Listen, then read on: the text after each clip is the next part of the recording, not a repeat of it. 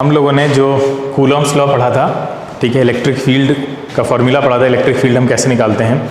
तो उस पर कुछ क्वेश्चंस हम लोग आज देखते हैं जो कंपटीशन में आए हुए हैं, कुछ NTSC में और बाकी जगह से लिए हैं हमने।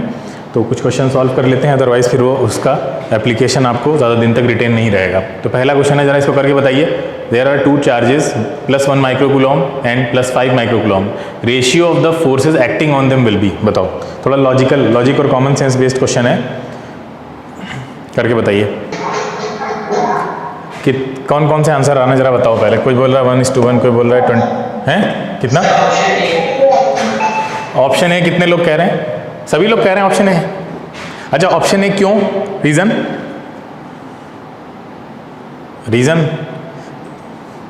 गूगल पे तो नहीं टाइप कर दिया इसको उठा के? हाँ बोलो। फोर्स होगा तब उसका Q1 sir Q1 Q2 upon d square की वैल्यू होगी sir K constant 1 × 5 upon d square. Sir दूसरे केस में यही चीज K constant 5 × 1 upon d square हो जाएगी सर, दोनों के और दोनों का जब रेशियो लेंगे तब 1:1 आएगा। ठीक है, और किसी का कोई लॉजिक है? देखो यहाँ पे हमने बताया था कूलॉम्स लॉ बिल्कुल सिमिलर है, किसके सिमिलर है?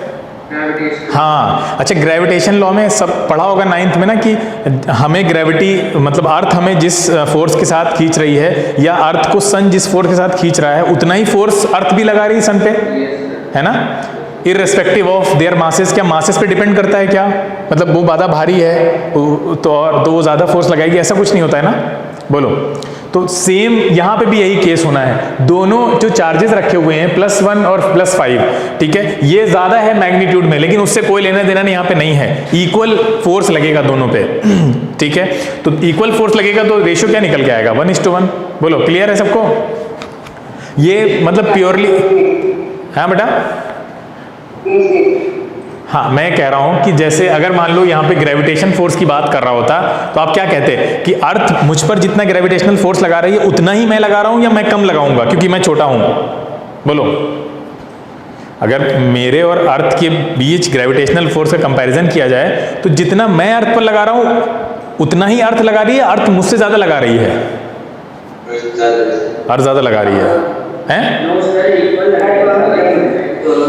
अरे दोनों इक्वल, मतलब इक्वल अमाउंट में फोर्स लगता है ना, जो ग्रेविटेशन का फोर्स होता है। जितने अमाउंट से आप जुपिटर को अट्रैक्ट कर रहे हैं, ठीक है, उतने ही अमाउंट से जुपिटर आपको कर रहा है। बोलो, सेम अमाउंट से होगा ना फोर्स ग्रेविटी का, इक्वल मैग्नीट्यूड का, इक्वल एंड अपोजिट। बस यहीं पे कॉमन सेंस लगाना है, यहाँ पे भी वही रूल लगना था। यहाँ पे दो चार्जेस हैं, अलग अलग मैग्नीट्यूड के हैं, लेकिन दोनों एक दूसरे को इक्वल एंड अपोजिट फोर्स यहाँ पे भी लग रहा होगा दोनों का, ठीक है। तो दोनों का जो फोर्स है वो बिल्कुल बराबर होगा, बराबर फोर्स होगा तो रेशियो निकालोगे तो क्या आएगा? 1:1 ही तो आएगा। बोलो, ठीक है? नहीं आया समझ में? बोलो बेटा, आ गया? ठीक है, आगे चलते हैं। नेक्स्ट क्वेश्चन कह रहा है, a body has 80 microcoulombs of negative charge, number of additional electrons on it will be again, ठीक है, simple question of common sense and logic. लगाइए लॉजिक कॉमन सेंस अपना, है याद किसी को? हाँ, इसीलिए कहते हैं बेटा ये छोटी छोटी चीजें हैं, उनको याद मतलब रट्टा मार लेना ही चाहिए, क्योंकि वो एग्जाम में बहुत अच्छे से काम आती है। मतलब इसमें क्या रटने वाला है, कुछ भी तो नहीं है। 6.25 इंटू 10⁻18। अच्छा, एक कूलॉम में इतने हैं, एक कूलॉम में, बोलो, एक, ये कह रहे हैं 80 माइक्रोकूलॉम, 80 माइक्रोकूलॉम के बराबर। A body has 80 microcoulomb of negative charge. 80 microcoulomb of negative charge का मतलब क्या है पहले बताओ? वो भी नेगेटिव। तो पूछ रहा है नंबर ऑफ एडिशनल इलेक्ट्रॉन कितने होंगे? एक कूलम होता तो इलेक्ट्रॉन इतने होते, बोलो इतने ही होते ना। माइक्रोकूलम और कूलम में क्या रिलेशन होता है?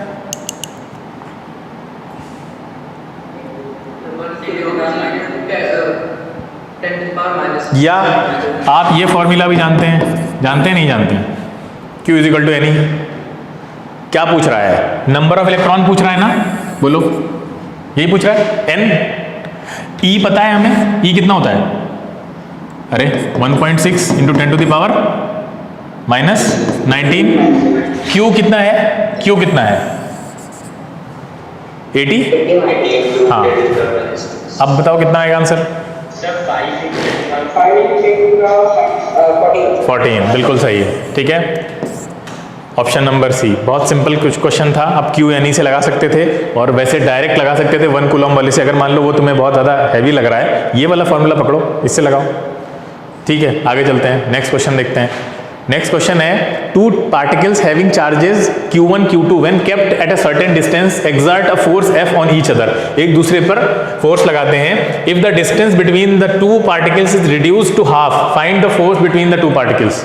बहुत आसान क्वेश्चन है, आपको पता है। मुझे बता दो आंसर कितना आ गया इसका? 4F। हाँ, अच्छा, क्यों? क्योंकि हम लोग जानते हैं कि जो कूलॉम का जो फोर्स होता है उसका क्या रिलेशन होता है डिस्टेंस से? R² ना, इन्वर्सली प्रोपोर्शनल। हाँ, इन्वर्स स्क्वायर लॉ।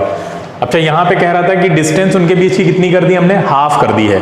अच्छा, डिस्टेंस अगर आप हाफ कर देंगे तो इसका मतलब ये है कि 1/r की जगह पे क्या हो गया है? 1/2 का होल स्क्वायर ना।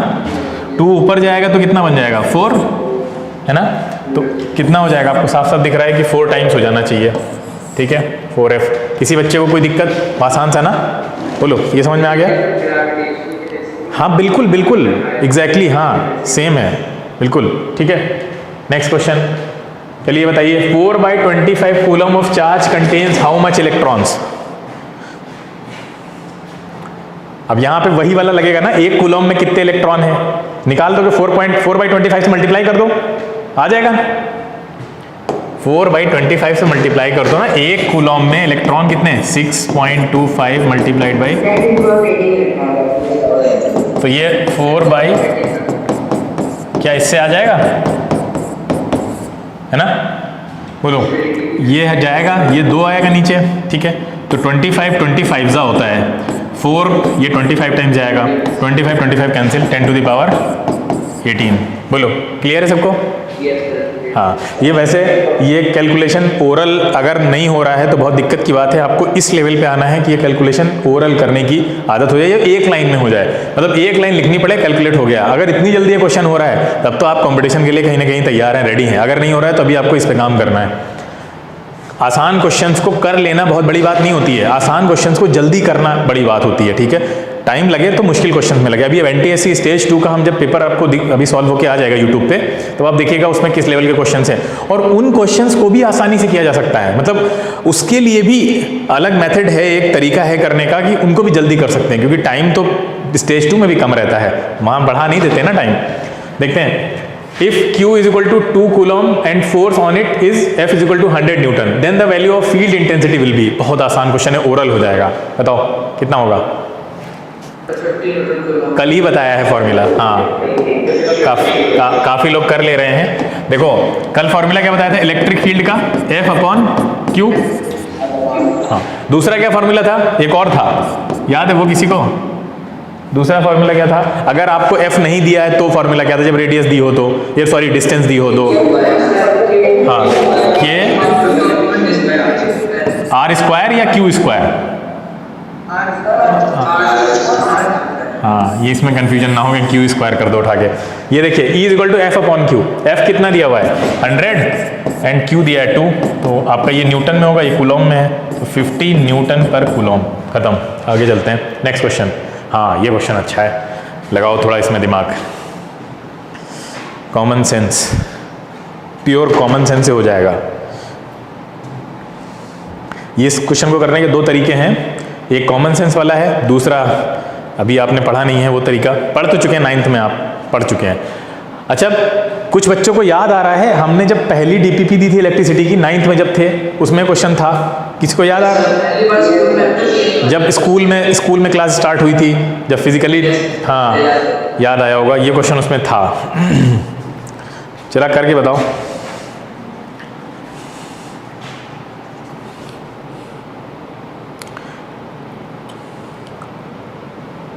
थोड़ा सा सोचो, दिमाग पे जोर डालो, थोड़ी सी इसमें मैथ्स भी लगेगी आपकी, सर्किल वाली, और बस आंसर आ जाएगा। और बाकी कूलॉम्स लॉ का जो बेसिक बताया हमने वो लगा दो तो सॉल्व हो जाएगा। बहुत ज़्यादा दिमाग इधर उधर का लगाने की कोशिश करोगे ना तो फिर ख़त्म हो जाएगा, कुछ बचेगा नहीं। बहुत सिंपल है ये, सिंपल लॉजिक लगाओ। क्वेश्चन पढ़ते हैं क्या कह रहा है। In the electric field of charge Q another charge is carried from A to B। देखो एक इलेक्ट्रिक फील्ड है चार्ज Q की, ये बनी है ना इलेक्ट्रिक फील्ड चार्ज Q की, देखो सेंटर पे रखा हुआ चार्ज, इसकी इलेक्ट्रिक फील्ड ये बनी हुई है चारों तरफ आपके, ठीक है, ये देखिए इसकी ये इलेक्ट्रिक फील्ड है। फिर कह रहा है एक दूसरे चार्ज को लाया गया है A टू B, एक A से B पर, ये देखिए यहाँ पे लाया गया, फिर उसी चार्ज को A से C पर ले जाया गया, फिर उसी को A से D पर ले जाया गया, उसी को A से E पर ले जाया गया। क्या पूछ रहे हैं, then work done will be, कहाँ पे वर्क डन मिनिमम होगा, AB पे मिनिमम होगा, AD पे मिनिमम होगा, AE पे मिनिमम होगा, आखिरी क्वेश्चन में कह रहे हैं सब जीरो होगा। सर जीरो होगा। Reason logic, sir delta V की वैल्यू जीरो होगी एंड वर्क डन होता है डेल्टा V। हाँ ठीक है, तो ठीक है, ये तरीका क्वेश्चन करने का सिंपल था कि आप अगर पोटेंशियल डिफरेंस का लगाएंगे, आपको पिछले साल पढ़ाया था हमने कि वर्क डन क्या होता है, पोटेंशियल डिफरेंस कैसे निकालते हैं, वर्क डन डिवाइडेड बाई, कैसे निकालते हैं, एक चार्ज को एक पॉइंट से दूसरे पॉइंट पे ले जाने में जो किया गया, हाँ W/Q, वो तो एक तरीका है। अच्छा बताओ, उसके अलावा एक और हमने बताया ना कि लॉजिक और कॉमन सेंस से भी, अगर आपको वो नहीं आता है फिर भी आप इसको कर सकते हैं, वो तरीका बताओ कोई लोग। अगर आपको पोटेंशियल डिफरेंस का कॉन्सेप्ट नहीं आता है, मान लेते हैं आपने 9th में नहीं पढ़ा, जैसे CBSE के बच्चों ने नहीं पढ़ा 9th में, तो अब वो कैसे कर सकते थे, वो भी कर सकते थे, अदरवाइज हम इस क्वेश्चन को इंक्लूड ही नहीं करते ना, तो पोटेंशियल डिफरेंस के बाद पढ़ाते इसको। बताओ क्या है, अरे अभी हमने कूलॉम्स लॉ पढ़ा है ना कूलॉम्स लॉ।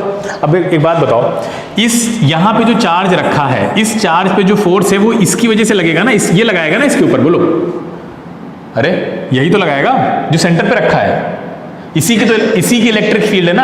अब यहां से इसके बीच की डिस्टेंस कितनी है बताओ, r, रेडियस सेंटर पे रखा है, हाँ, इनके बीच पे जब चार्ज यहां पे रखा होगा तो वो रेडियस ये है, यानी इनके बीच की दूरी, कूलॉम्स का लॉ लगाएंगे K(Q1Q2)/r², बोलो यही होगा ना। यहां से अगर हम निकालते हैं यहाँ का, अब एक चीज देखिए आप, ये कह रहे हैं क्वेश्चन में, ध्यान से सुनना, ये क्वेश्चन में क्या कह रहे हैं कि हम चार्ज को उठा के कहां से कहां ले गए, A से B पे ले गए। अब तुम लोग बताओ, अब जब ये B वाले पे फोर्स लगाएगा तो फिर R आ जाएगा यहाँ पे, R तो सेम रहेगा ना, फिर सेम फोर्स लगेगा ना यहाँ पे भी, बोलो। अच्छा, यहां से उठा के B से C पे ले गए, अब बताओ ये वाली डिस्टेंस फिर R हो जाएगी, है ना, फिर सेम फोर्स लगेगा, क्योंकि चार्ज का मैग्नीट्यूड तो नहीं बदल रहा है और उनके बीच की डिस्टेंस भी नहीं बदल रही है, तो कूलॉम का फोर्स कैसे अफेक्ट होगा, वो तो उन्हीं दोनों चीजों पे डिपेंड करता है ना, directly proportional to the magnitude of charge and inversely proportional to the square of the distance between them. तो ये R, अब बताओ D पे ले गए तो क्या R चेंज हो गया, बोलो नहीं। अच्छा E पे ले गए तो R चेंज हुआ, नहीं हुआ। तो बताओ, अब तुम बता सकते थे ना कि कहीं पे ले जाओ कोई काम नहीं हो रहा है क्योंकि सेम फोर्स लग रहा है, तो वर्क डन हर केस में कैसा होगा, जीरो ही होगा। नहीं समझे, बोलो, बात समझ में आई। हाँ, हम ये कह रहे हैं कि यहां से जब ये यहां पे रखा था A पे, ठीक है, ये चार्ज मान लो स्मॉल q था, ये जब A पे रखा तो जो कैपिटल Q इसके ऊपर फोर्स लगा रहा है वो क्या होगा, capital Q into small q/r², यही होगा ना, K भी ले लो, बोलो यही फोर्स होगा ना। जब ये यहां पे रखा है तो यही फोर्स लगता है ना कूलॉम्स लॉ में, K(Q1Q2)/r², यही लिखा ना हमने, बोलिए। अब आपने देखा जो R है वो क्या है, मान लो इसको हमने कैपिटल R मान लिया था, तो कैपिटल R रख देते हैं यहाँ पे। अब बताइए, जब इसको A से B पे ले गए तो क्या फोर्स चेंज हुआ, A से B पे ले गए तो अब यही बड़ा वाला Q इस छोटे वाले Q पे यही सेम फोर्स लगाएगा ना, निकाल लो, सेम फोर्स हुआ भाई, Q1 Q2 फिर रखोगे capital Q into small q/r²। अब यहीं पे जब इस वाले Q को आप C पे ले गए फिर वही फोर्स है, क्योंकि बीच की डिस्टेंस चेंज नहीं हो रही है और मैग्नीट्यूड भी नहीं बदल रहा है, आप कहीं पे भी ले जाइए, है ना, बोलो, बात समझ में आई। तो कोई फोर्स पे अफेक्ट हो ही नहीं रहा है, तो क्या पूछ रहा था, तो वर्क डन क्या हुआ, वर्क डन तो जीरो है ना, कुछ भी नहीं हो रहा ना वर्क डन। क्लियर है, बात समझ में आई। हाँ, दूसरी चीज क्या थी कि ये अब जब पोटेंशियल डिफरेंस आप पढ़ेंगे तो उसमें इनको जो इस बराबर दूरी पर चार्ज को अगर आप रख रहे हैं तो इसको बोलते हैं इक्वी पोटेंशियल पॉइंट्स। क्या बोलते हैं? Equi potential points. यानी हर जगह पोटेंशियल बराबर है, बी पे रखो चाहे सी पे रखो चाहे डी पे रखो चाहे ई पे, क्योंकि ये डिस्टेंस बराबर है उस सेंटर वाले चार्ज से। तो ये इक्वी पोटेंशियल पॉइंट्स हैं। इक्वी पोटेंशियल पॉइंट्स हैं तो वर्क डन 0 होगा, ठीक है, हर जगह। तो उस वाले आप कॉन्सेप्ट से भी समझ सकते हैं इसको, और वो आपको नहीं भी आता है तो आप देख रहे हैं कि डिस्टेंस चेंज नहीं हो रही है। डिस्टेंस चेंज नहीं हो रही है तो फोर्स कहीं पे चेंज नहीं हो रहा है, और फोर्स चेंज नहीं हो रहा है इसका मतलब क्या है? वर्क डन कुछ किया ही नहीं जा रहा है। अगर उतना ही फोर्स यहाँ पे है, उतना ही यहाँ पे, उतना ही यहाँ पे, तो आपने काम क्या किया? कुछ भी नहीं। क्लियर है? आगे चलें। नेक्स्ट कह रहा है 2 identical metallic spheres are given plus Q and minus Q charge respectively. एक को प्लस क्यू दिया गया, एक को माइनस क्यू दिया गया। अब बताओ क्या होगा? ये भी लॉजिक कॉमन सेंस का क्वेश्चन है पूरे तरह से। क्या होगा? 4 ऑप्शन है आपके आगे। पहला ऑप्शन है both spheres have equal masses. दूसरा है the positively charge sphere mass will be less than negatively charge sphere mass, ठीक है। तीसरा है the change in their masses depends on the magnitude of charge, and D both B and C. क्या होगा? Both B and C. A अब देखो ए जो लोग बोल रहे हैं, अब यहाँ पे इसीलिए कहते हैं कॉमन सेंस यूज करो।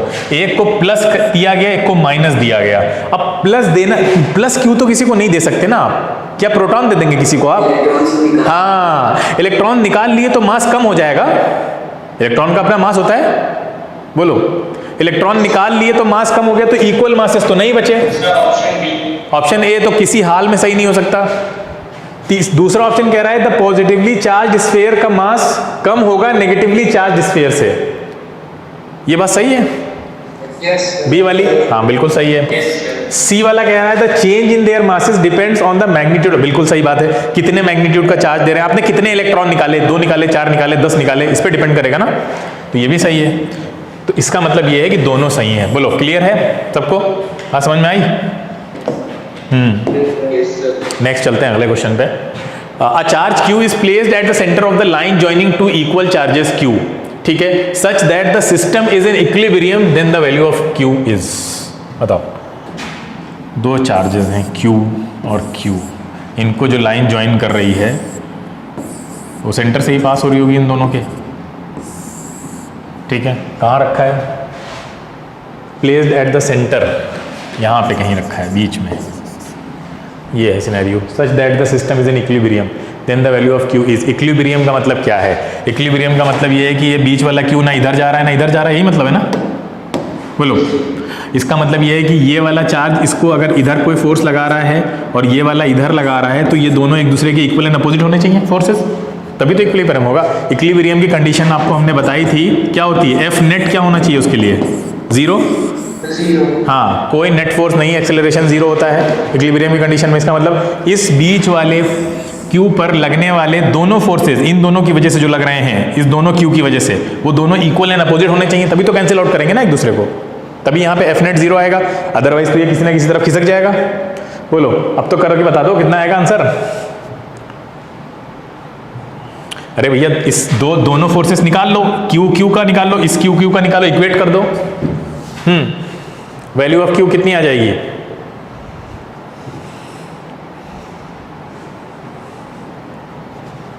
बताइए।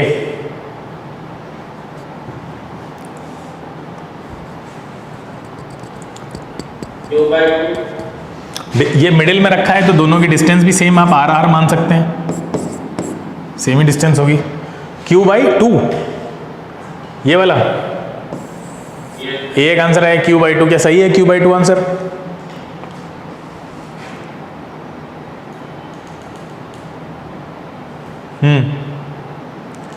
बाकी लोग बताएं कितना आंसर आएगा। अभी बहुत आसान क्वेश्चन है, ये लगवाओगे क्वेश्चन?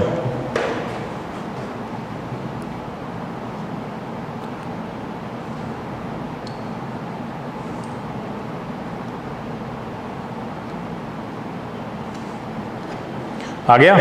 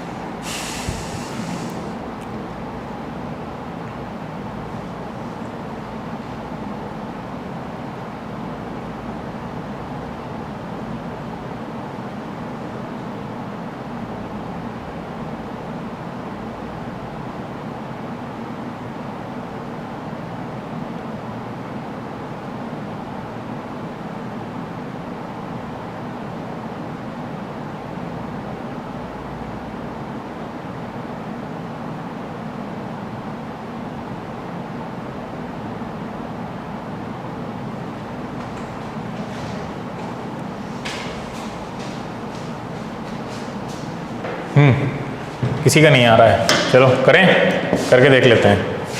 पहला क्या होगा बताओ, F1 कितना होगा, F1 कितना होगा, F1 कितना होगा बताइए।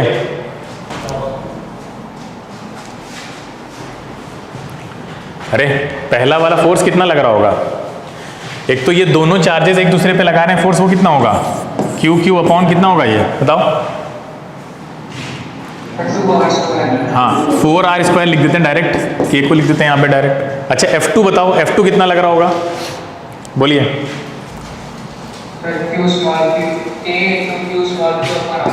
हाँ k into Q into small Q upon कितना r²। इक्वेट कर दो उठा के, क्या बचेगा यहीं से देख लेते हैं, ये क्यू अपॉन 4r², कैंसिल हो गया, k कैंसिल हो गया, क्यू कैंसिल हो गया, कितना आ गया आंसर, ये देखिए। कौन सा क्या निकाला है,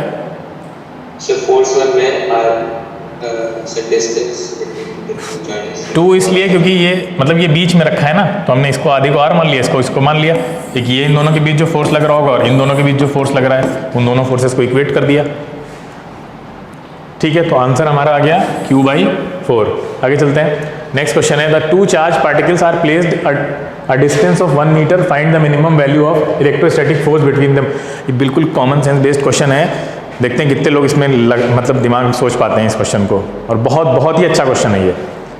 ठीक है, लगाइए इसमें कॉमन सेंस, आपकी अंडरस्टैंडिंग दिखाएगा इलेक्ट्रोस्टैटिक फोर्स की अंडरस्टैंडिंग आपकी कितनी अच्छी है। और ये सब बेसिक चीज़ें आपको बता रहे हैं अभी हम, कोई बहुत ज़्यादा हाई लेवल की चीज़ें नहीं है। हालांकि ये चीज़ें आपको 12th में जाके ही बताई जाती हैं, तो लेकिन हम अभी आप सीख लेंगे तो बहुत अच्छा है आपके लिए, ये सब बेसिक्स हैं। अगर बेसिक अच्छे हो जाएंगे तो इस पे जो अच्छे क्वेश्चन भी होंगे IIT JEE लेवल के, वो भी आप कर लेंगे नीट वाले। बेसिक अगर कमज़ोर हैं तो फिर कोई फ़ायदा नहीं है, आप पूरी 12th की फिजिक्स पढ़ जाइए, कोई फ़ायदा नहीं होगा। बेसिक सही करना बहुत ज़रूरी है, और वो छोटी छोटी चीज़ों से सही होते हैं। दो चार्ज पार्टिकल हैं, उनके बीच की डिस्टेंस कितनी है, 1। दो चार्ज पार्टिकल हैं, ठीक है, मिनिमम वैल्यू पूछ रहा है। हाँ मिनिमम वैल्यू कितनी आई बेटा, एक आंसर आया ke²। बाकी लोग बताएं कितना आएगा, ये क्या लगता है कितना होगा।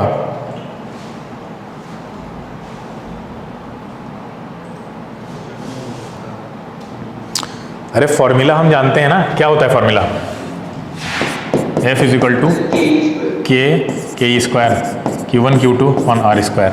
मिनिमम वैल्यू का मतलब क्या है, डिस्टेंस 1 है, ये 1 हो गई। मिनिमम वैल्यू क्या हो सकती है, आपको पता है चार्ज की मिनिमम वैल्यू क्या होगी, E होगी ना। E से छोटा तो नहीं एग्जिस्ट करता है, आधा E, ठीक है, तो नहीं हो सकता, तो E होगा। Q2 भी E हो सकता है मिनिमम, तो क्या आएगा आंसर यहाँ पे, ke²। क्लियर है सबको ये बात, बोलो। हाँ नेक्स्ट क्वेश्चन पे आते हैं जल्दी। अगला क्वेश्चन देखो क्या कह रहा है, particle of mass m carrying a charge Q1 is revolving around a fix charge, ठीक है, -Q2 in a circular path of radius r, calculate the period of revolution and its speed also. ये अच्छा question है, ठीक है, ये अच्छा question है, और यहाँ पे आपकी सर्कुलर मोशन का भी कॉन्सेप्ट यूज होगा। सबसे पहले देखते हैं, पार्टिकल है मास m, उसके पास एक चार्ज है Q1, वो रिवॉल्व कर रहा है एक फिक्स चार्ज के अराउंड। फिक्स चार्ज बीच में होगा यहाँ पे कहीं, है ना, और इसके अराउंड ये ऐसे रिवॉल्व कर रहा है। कौन रिवॉल्व कर रहा है, Q1, है ना, ये इसके अराउंड रिवॉल्व कर रहा है ये ऐसे। अब आप सब जानते हैं सर्कुलर मोशन के लिए आपको कौन से फोर्स की जरूरत होती है, कौन सा फोर्स चाहिए होता है सर्कुलर मोशन के लिए, ये बताओ भाई। Centripetal force. सेंट्रीपिटल फोर्स नहीं होगा तो सर्कुलर मोशन नहीं होगी। अब ये देखना होता है कि सेंट्रीपिटल फोर्स प्रोवाइड कौन करा रहा है। अगर आप धागे में कोई पार्टिकल बांधकर ऐसे ऐसे नचाते हैं तो वहां पे सेंट्रीपिटल फोर्स कौन देता है, पढ़ाया था हम, टेंशन देता है। अर्थ आपकी सन के चारों तरफ घूम रही है तो उसको सेंट्रीपिटल फोर्स कौन दे रहा है, ग्रेविटेशनल फोर्स। अब ये बताओ, ये चार्ज इसमें घूमता रहे, इसको सेंट्रीपिटल फोर्स कौन देगा, जो सेंटर की तरफ लगेगा। यहीं पे दिमाग लगाना है आपको। हाँ बोलो कौन देगा, नहीं, इनको कौन देगा? इलेक्ट्रोस्टैटिक फोर्स देगा भाई। दो चार्जेस के बीच में जो कूलॉम्स लॉ में क्या होता लगता है? इलेक्ट्रोस्टैटिक फोर्स देगा। बस यही समझना था इस क्वेश्चन में आपको। इलेक्ट्रोस्टैटिक फोर्स ही वो फोर्स देगा। कौन सा फोर्स देगा?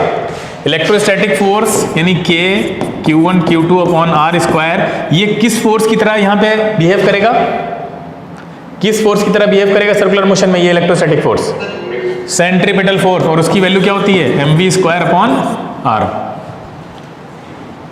यहां से v निकल आएगा। बोलो, वेलोसिटी चाहिए ना हमको, स्पीड कितना निकलेगा यहां से v बताइए निकाल के। वेलोसिटी कितनी आएगी? R कैंसिल हो जाएगा, v की वैल्यू कितनी आ गई? v स्क्वायर की वैल्यू हो गई आपकी कितनी? K Q1 Q2 upon R into M। बोलो, तो v क्या आ गया? रूट में K Q1 Q2 upon RM। ये आ गई आपकी वेलोसिटी। आपसे पूछ रहा था period of revolution. Circular motion में पीरियड ऑफ रेवोल्यूशन कैसे निकालेंगे? टाइम पीरियड, टाइम कैसे निकालेंगे? क्या होता है फॉर्मूला? बहुत आसान। अरे सर्कुलर मोशन में कैसे टाइम निकालेंगे? एक राउंड पूरा करने में टाइम कितना लगा? Total distance upon speed. भाई स्पीड डिस्टेंस टाइम का फॉर्मूला लगाएंगे ना, सिंपल सा। तो कैसे निकलेगा यहाँ पे टाइम? बोलो, एक पूरा राउंड 2 पाई r अपॉन नीचे क्या आएगा? स्पीड। बोलो, 2 पाई r बाई v होगा ना। सर्कुलर मोशन का अगर टाइम पीरियड निकालना है तो 2 पाई r क्या है? 2 पाई r एक सर्कमफेरेंस, यानी एक चक्कर में उसने एक सर्कमफेरेंस पूरी की जो कि 2 पाई r होती है, डिवाइडेड बाई उसकी स्पीड अभी हमने निकाली यहाँ पे। देखो इसको यहाँ पे पुट करो, कितना आ जाएगा आंसर आपका? 2 पाई r, और स्पीड यहाँ पे आप पुट कर देंगे तो आपकी वैल्यू आ जाएगी K Q1 Q2 upon RM। हाँ, ये क्वेश्चन है, ये अच्छे लेवल के क्वेश्चन हैं, लेकिन उनको भी आप कर सकते हैं अगर आपका कॉन्सेप्ट अच्छा है। अगर आपको पता है कि सर्कुलर, अब देखो इन्होंने इलेक्ट्रोस्टैटिक में सर्कुलर मोशन घुसेड़ दिया, ठीक है, और वहाँ आपसे स्पीड डिस्टेंस टाइम भी पूछ लिया नीचे लाकर, तो ऐसे वो कॉन्सेप्ट्स को इंटरमिंगल कर देते हैं, ठीक है। तो ये इंटरडिसिप्लिनरी अप्रोच आपको पढ़ने में अपनानी होती है कि आपको एक कॉन्सेप्ट से दूसरे कॉन्सेप्ट में स्विच करना है तो आपको दोनों कॉन्सेप्ट पता होने चाहिए। सर्कुलर मोशन का कॉन्सेप्ट इसमें लगा दिया, आपको पता होना चाहिए सर्कुलर मोशन कराने के लिए जो फोर्स जिम्मेदार है वो है सेंट्रीपिटल फोर्स, लेकिन यहाँ पे देगा कौन? उसको कौन प्रोवाइड कराएगा? तो इन दोनों चार्जेस के बीच में जो फोर्स लगता है वही प्रोवाइड कराएगा। वो कौन सा है? वो है इलेक्ट्रोस्टैटिक फोर्स। वो कैसे निकलता है? कूलॉम्स लॉ से। वो हमने निकाला, उसको इक्वेट कर दिया सेंट्रीपिटल फोर्स के, जो कि होता है mv स्क्वायर अपॉन r। ये आपका अभी 10th की बुक में ही लिखा होगा। नहीं है, अगर अब तक देखा था आपने तो आप देख लीजिए, याद कर लीजिए इसको, इतना कम से कम पता होना चाहिए, बाकी डिटेलिंग इसकी आप 11th में पढ़ेंगे ही। तो ये यहाँ से अब क्या हुआ? mv स्क्वायर अपॉन r के बराबर किया तो हमें वेलोसिटी मिल गई। वेलोसिटी मिल गई तो क्या पता, अब हमें टाइम पीरियड निकालना आसान हो गया कि हमें एक सर्किल में चली गई डिस्टेंस डिवाइडेड बाय उसकी वेलोसिटी। तो डिवाइड किया हमने तो हमें टाइम पीरियड निकल के आ गया ये, ठीक है। आगे चलते हैं, ठीक है। थोड़ा नया क्वेश्चन था, कई सारी नई चीज़ें इसमें देखने को मिली होंगी। इसको वीडियो को देखिएगा दोबारा, ठीक है। अगर ये क्वेश्चन में फिर भी कोई दिक्कत होती है तो हम अगले टर्न पे इसको फिर से डिस्कस कर लेंगे, ठीक है। अब इस कॉन्सेप्ट की बेसिस पे और क्वेश्चंस भी पूछे जा सकते हैं, तो अगर ये क्लियर है तो आगे सब क्वेश्चंस हो जाएंगे। चलिए ये बताइए कैसे होगा। 5 point charges each of value q plus q coulomb are placed on 5 vertices of a hexagon of side L metre. The magnitude of the force on a point charge of value minus q coulomb placed at the center of the hexagon is। क्या लगता हो जाएगा question ये? 5 point charges हैं, hexagon की बात कर रहा है, तो पहले हेक्सागन बना लेते हैं। हेक्सागन कैसे होता है? हेक्सागन कुछ इस तरह से बनता है, सही बना है? ऐसे ही होता है, बोलो।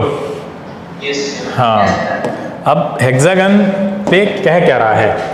5 पॉइंट चार्जेस को रखा गया है कि, और उनका मैग्नीट्यूड क्या है? Plus Q plus Q plus Q plus Q plus Q plus Q, 5 हो गए, एक खाली है। और क्या कह रहा है? साइड सबकी, हेक्सागन में साइड सबकी बराबर होगी ना, बोलो। ये भी L, ये भी L, ये तो क्लियर है ना? अच्छा, ये भी पता होगा ना हेक्सागन में सेंटर से ये सब क्या बनाते हैं? इक्विलेटरल ट्रायंगल बनाते हैं, नहीं पता? हाँ, ये सब इक्विलेटरल ट्रायंगल बनाते हैं, ध्यान से सुनो। अच्छा, इसका मतलब ये भी L होगा, ये भी L होगा, है ना? अंदर भी सब, हाँ अब ये कह रहे हैं कि एक पॉइंट चार्ज रखा है माइनस क्यू कूलॉम का, कहाँ रखा है? यहाँ रखा है सेंटर पे, तो रख देते हैं सेंटर पे माइनस क्यू कूलॉम का चार्ज। फिर कह रहे हैं कि क्या निकालना क्या है हमें? ईच ऑफ वैल्यू क्या निकालना है इसमें? Magnitude of the force, magnitude of the force निकालना है। ये देखिए, अब बताओ क्या होगा, कोई ट्राई करे थोड़ा बहुत, क्या लगता है क्या होगा? काफी हिंट है, हेक्सागन दे दिया है तो उससे बहुत हिंट मिल रही है यहाँ पे। अब उस हिंट को आप कितना जल्दी कैप्चर करते हैं और अप्लाई करते हैं, ये है।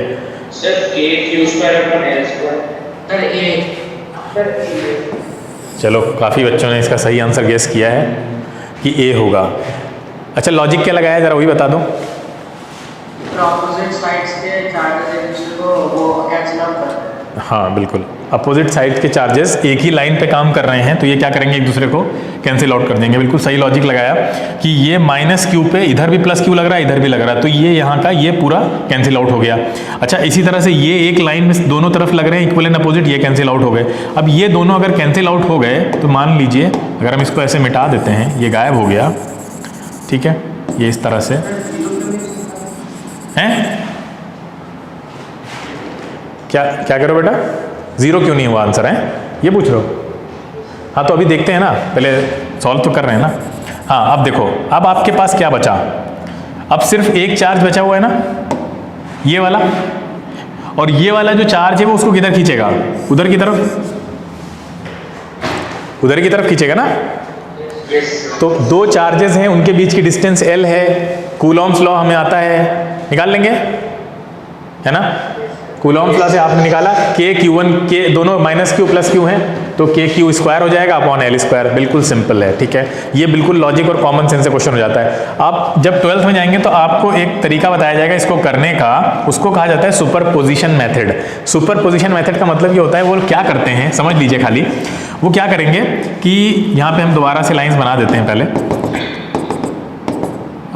इस तरह से। तो उसमें क्या किया जाता है कि आपसे कहा जाएगा कि यहाँ पे आप एक प्लस क्यू मान लीजिए और एक माइनस क्यू मान लीजिए। जैसे हम मैथ्स में नहीं करते हैं, मैथ्स में हम लोग क्या करते हैं, जैसे x अपॉन वाई लिखा है तो ऊपर 2 और नीचे 2 से मल्टीप्लाई कर दो, कोई इक्वेशन में चेंज नहीं आता है ना, ओवरऑल ऐसा करते हैं ऊपर नीचे। तो यहाँ पे भी आप प्लस क्यू माइनस क्यू मान के क्या ओवरऑल नेट इफेक्ट क्या होगा, वो तो जीरो ही रहेगा यहाँ पे। हाँ अब देखो, अब थोड़ी देर के लिए इस माइनस क्यू को भूल जाओ, प्लस क्यू वाले को पिक्चर में ले आओ। अब सोचो प्लस क्यू वाले को जब आप पिक्चर में ले आए तो पूरे का नेट इफेक्ट सारे का जीरो हो गया, सब बैलेंस हो गया ना। यहाँ भी प्लस क्यू, यहाँ भी प्लस क्यू, यही तो खाली था खाली, ये वाला भी हमने खाली जगह भर दी, तो ये सब कैंसिल आउट हो गया। अब फाइनली आपके पास बचा क्या एंड में, बताओ एंड में क्या बचता है हमारे पास? ये सब मिटा देते हैं हम, ये भी मिटा देते हैं, ये भी सब कैंसिल आउट हो गए सारे चार्जेस। अब देखिए ये माइनस क्यू और ये माइनस क्यू, ये बचा ना, बोलो। अब ये दोनों, इन दोनों के बीच की डिस्टेंस कितनी? L, ठीक है, क्लियर है। तो ये सही तरीका है इस क्वेश्चन को करने का। पिछले वाले में माइनस भी आंसर में आ रहा था नहीं? अरे हाँ, जबकि यहाँ माइनस नहीं है। इस वाले केस में माइनस आएगा क्या आंसर में? नहीं आएगा।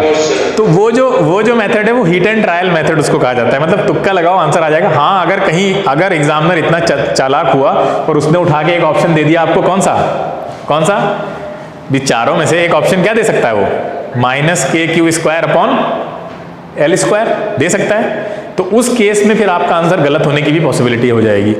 चूंकि यहाँ पे ऑप्शंस बहुत पुअर दिए हुए हैं तो फिर आपका हिट एंड ट्रायल मेथड भी काम कर देगा। तो ये सही तरीका है करने का। अब जब इसको आप निकालते हैं तो ये आपका कितना आएगा, minus Q upon L square, साथ में के तो रहता ही है, ठीक है। तो ये माइनस माइनस प्लस हो जाए तो ये आ जाएगा। बोलो समझ में आया सबको? हाँ बेटा आवाज आ ही नहीं रही है सही, तुम जो कुछ भी बोल रहे हो थोड़ा जोर से लाउडली बोलो। क्या पूछ रहा है? जीरो क्यों नहीं हो सकता? बेटा जीरो इसलिए नहीं हो सकता क्योंकि एक पोजीशन खाली है ना, यहाँ पे 5 ही चार्ज दिए हैं और हेक्सागन में 6 पोजीशन होती हैं, 6 चार्ज होते तो जीरो हो जाता, 5 ही दे रखे हैं ना उन्होंने। क्लियर है? हाँ ठीक, आगे चलते हैं हम लोग, ठीक है।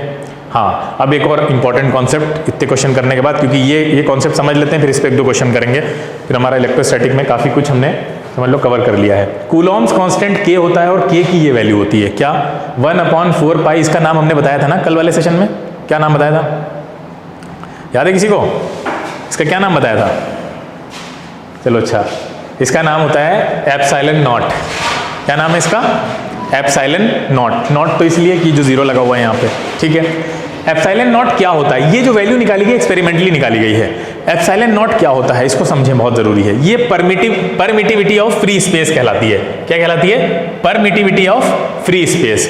परमिटिविटी का मतलब ये होता है, जैसे कि हमने लाइट में रिफ्रैक्शन में क्या पढ़ा था कि लाइट एक मीडियम से दूसरे मीडियम में जा रही है, तो मीडियम चेंज होने की वजह से लाइट की जो स्पीड है उसको हर मीडियम अच्छे से परमिट नहीं करता है, आने नहीं देता है ना, मतलब उसकी स्पीड वहां पे कम हो जाती है ना, बोलो।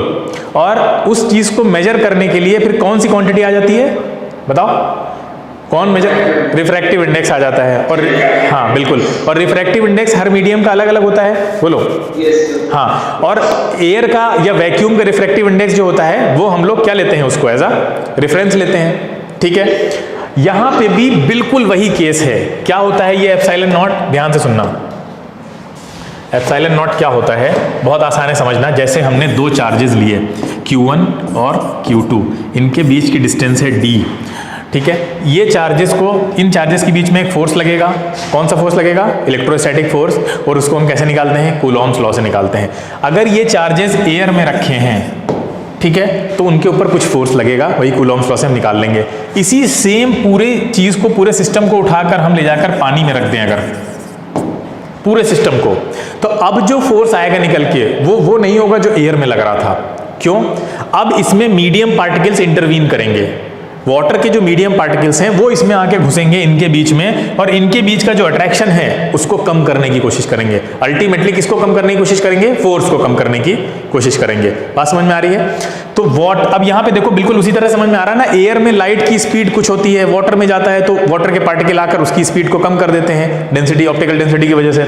यहाँ पे भी वही केस है। इस पूरे सिस्टम को अगर आप ऑयल में रख दीजिए उठा के, इसी तरह से ग्लास में रख दीजिए उठा के, मतलब ऐसे मीडियम अगर आप चेंज करते चले जाइए तो आपको जो फोर्स मिल रहा है वो सेम नहीं होगा ना हर केस में। बोलो, इतना समझ में आ रहा है? क्योंकि वो मीडियम पार्टिकल बीच में घुसेंगे और Q1 Q2 के बीच जो दूरियां हैं या जो अट्रैक्शन फोर्स काम कर रहा है उसको कम करने की कोशिश करेंगे। अब कितना कम करेंगे ये कौन फैक्टर है जो डिटरमाइन करता है, उसको हम बोलते हैं एप्सिलॉन नॉट। एप्सिलॉन नॉट जो है वो ये परमिटिविटी ऑफ फ्री स्पेस है, यानी ये एयर में बता रहा है कि एयर के पार्टिकल कितना परमिट करते हैं कि ये दो चार्जेस के बीच में अट्रैक्शन फोर्स लगेगा। जितना परमिशन देंगे वो उतना लगेगा। ये permission material to material vary करेगी। अगर वो एयर से वाटर में चला गया तो एप्सिलॉन नॉट नहीं लिखा जाएगा, फिर लिखा जाएगा एप्सिलॉन मटेरियल, EM बोलते हैं हम लोग उसको। यानी अगर दूसरा मटेरियल हो गया एयर के अलावा, तो फिर वो मटेरियल का एप्सिलॉन जितना होगा, यानी उसकी जो परमिटिविटी होगी उस पर डिपेंड करेगा कि ये फोर्स कितने से रिड्यूस होगा। बोलो, इतनी बात समझ में आ रही है? नहीं नहीं आ रही है? अरे यार, रिफ्रैक्शन तो समझ में आ रहा था। नहीं, रिफ्रैक्शन में स्पीड ऑफ लाइट और रिफ्रैक्टिव इंडेक्स कैसे वेरी करते हैं ये बात समझ में आ रही थी? नहीं। बोलो, ये रिलेशन था वहां, ये तो याद है या भूल गए?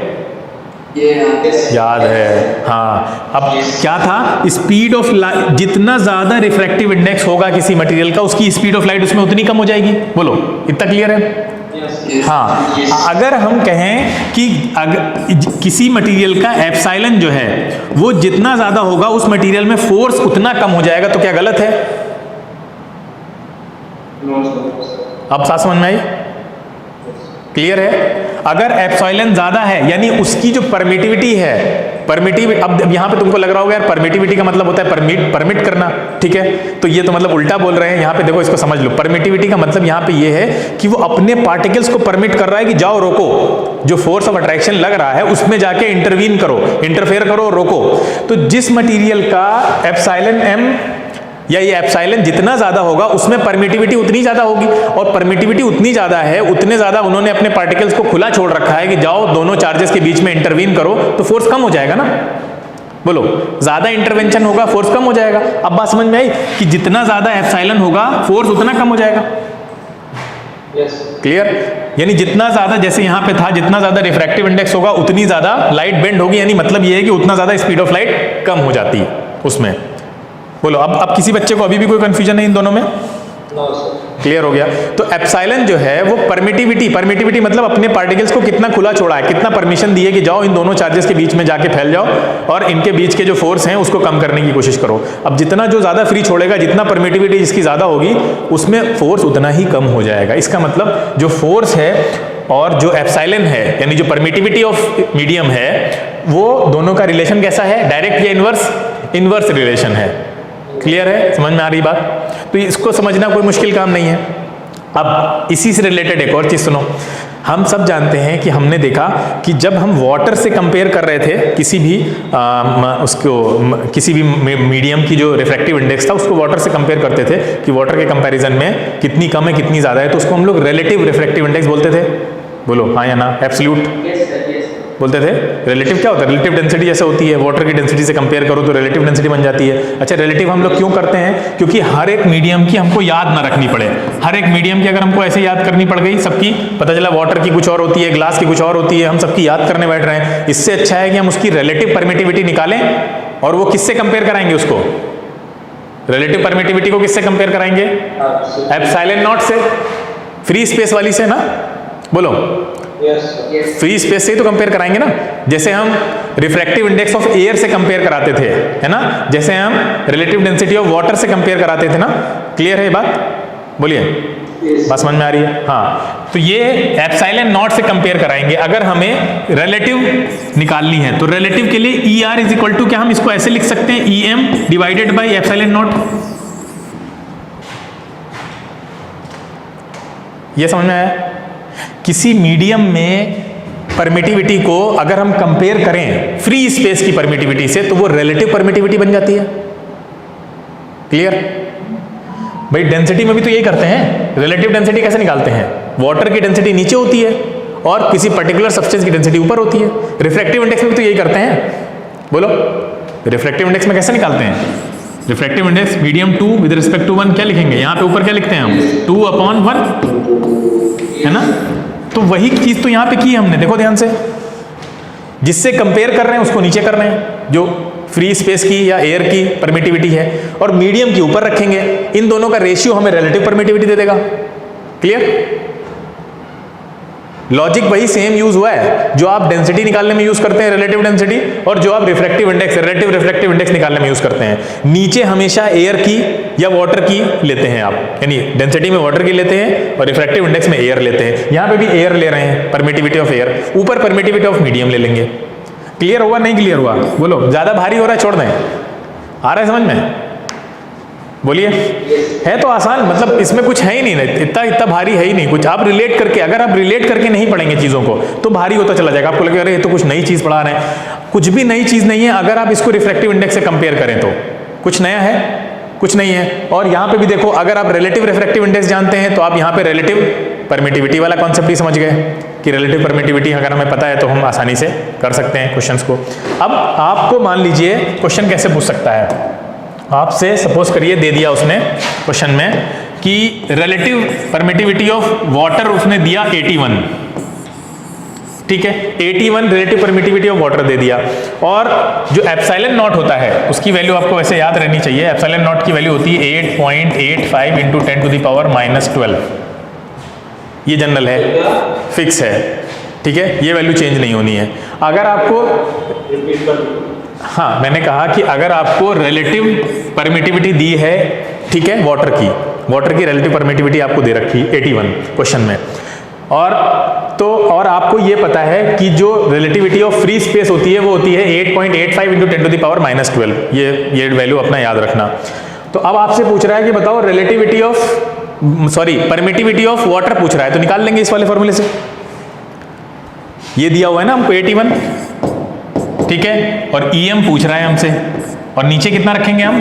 8.85 इंटू 10⁻12। यहां से हम इजीली निकाल सकते हैं। हमने आपको पिछले टर्म पे एक चीज बताई थी कि जो K की वैल्यू होती है उसको याद कर लो। ये बोलो, बताया था 9 इंटू 10⁹ याद है? अभी हमने आपसे कहा कि जो K का फॉर्मूला होता है वो 1/4 पाई एप्सिलॉन नॉट होता है। ये आई कहां से, देखो ध्यान से, 1/4 पाई हो जाएगा 22/7, 7 ऊपर ले जाते हैं, ठीक है, ये हो गया। और 1 अपॉन कितना आएगा 8.85 इंटू 10 टू द पावर -12। इसको सॉल्व करो, आपको यही वैल्यू मिलेगी। ये यहाँ से आई है, एप्सिलॉन नॉट की ये वैल्यू होती है, और ये तो कांस्टेंट है, आप जानते हैं ये तो कांस्टेंट है 1/4 पाई, इसकी वैल्यू रखिए। इसको आप सॉल्व करेंगे तो आपको ये वैल्यू मिलेगी अप्रॉक्सीमेटली, ठीक है। 8 पॉइंट समथिंग आता है, जिसको 9 लिखते हैं हम लोग यहाँ पे। इसको आप कैलकुलेटर में सॉल्व करके देख लीजिएगा, ये इतनी ही आती है वैल्यू। तो परमिटिविटी वाला जो कॉन्सेप्ट है, एप्सिलॉन नॉट वाला कॉन्सेप्ट, अब आपको क्लियर हो गया होगा। कई बच्चे ऐसे होते हैं जो 12th में पहुंच जाते हैं, उनको इसमें बहुत ज़्यादा दिक्कत होती है, वो रट लेते हैं उसको कि बस यही होता है। इसको अंदर जाके कॉन्सेप्ट कोई नहीं पढ़ता है कि ना समझते हैं उसको कि क्या होती है ये। और बिल्कुल सिमिलर है रिफ्रैक्टिव इंडेक्स के। अगर आपने रिफ्रैक्टिव इंडेक्स को अच्छे से समझ लिया है तो इसमें कुछ भी नहीं है समझने में, ठीक है। कि दो चार्जेस के फोर्सेस को जो ऑब्स्ट्रक्ट करती है मीडियम वेरी होने की वजह से, वो है उस मीडियम की परमिटिविटी, ठीक है, जिसको हम लोग एप्सिलॉन से लिखते हैं। बोलो, इतनी बात क्लियर है? हाँ बेटा, क्या कर दीजिए? अच्छा देखो, कुछ पूछना है इसमें? ठीक है, इस वीडियो को दोबारा देखना और फिर उसमें जो भी चीज़ होगी तुम लोग को अगर डाउट फिर भी होगा तो अगले टर्न पे इसको फिर से एक बार डिस्कस कर देंगे। ये तुम्हारी नॉलेज के लिए सिर्फ बता रहे हैं कि तुम्हारे दिमाग में इस कॉन्सेप्ट को बैठ जाए कि कुछ मतलब ये चीज़ें तुम्हारे सामने आने वाली हैं और इससे रिलेटेड क्वेश्चन कंपटीशन में पूछे जा सकते हैं, क्योंकि ये जनरल नॉलेज की चीज़ें हैं, इनको समझाया जा सकता है। इसमें कोई कैलकुलस इन्वॉल्व नहीं है, ना कोई vector addition vector subtraction involve है, अलग कॉन्सेप्ट, बिल्कुल जनरल नॉलेज की चीज़ें हैं जिससे आप रिलेट करके समझ सकते हैं। और ऐसे ही चीज़ों को रिलेट करके समझो, ठीक है। जो जो कॉन्सेप्ट आपको पहले पढ़ा दिए गए हैं, हम फिजिक्स की बात नहीं कर रहे हैं किसी भी सब्जेक्ट में, तो जो कॉन्सेप्ट जैसे फिजिक्स में आपने रिफ्रैक्टिव इंडेक्स पढ़ा, रिलेटिव डेंसिटी पढ़ा, उसी से रिलेटेड कॉन्सेप्ट ये परमिटिविटी का है। अगर रिलेट करके पढ़ो तो बहुत आसान है, अगर उसको सेपरेट कॉन्सेप्ट की तरह पढ़ोगे तो रटना पड़ेगा, और यही बच्चे करते हैं, उसको रटते हैं फिर। तो उसको रिलेट करके पढ़िए चीज़ों को, ठीक है। हाँ, ये एक रह गया था मेथड्स ऑफ चार्जिंग, ये मुझे लगता है आप लोगों को आता है ना।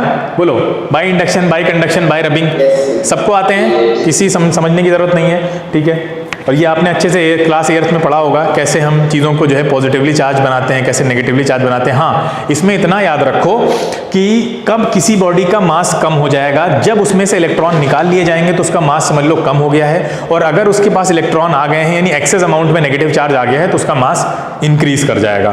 तो इसमें इस तरह के थोड़े ट्रिकी क्वेश्चन बनते हैं, बाकी इसमें कुछ भी नहीं है, ठीक है। चलिए एंड करते हैं, काफ़ी लंबी हो गई क्लास, बाकी हम लोग कल मिलते हैं।